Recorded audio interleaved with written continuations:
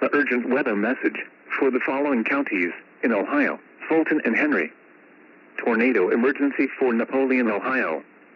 The National Weather Service in northern Indiana has issued a tornado warning for northern Henry County in northwestern Ohio, southeastern Fulton County in northwestern Ohio, until 7:30 p.m. Eastern Daylight Time.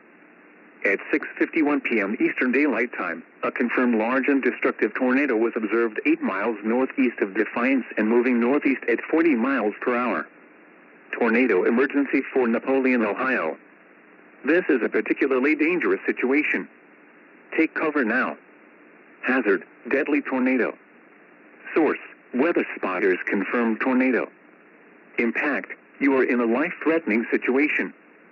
Flying debris may be deadly to those caught without shelter. Mobile homes will be destroyed. Considerable damage to homes, businesses, and vehicles is likely, and complete destruction is possible. The tornado will be near Napoleon around 7 p.m. Eastern Daylight Time. Liberty Center around 7:05 p.m. Eastern Daylight Time. McClure around 7:10 p.m. Eastern Daylight Time. Swanton around 7:20 p.m. Eastern Daylight Time.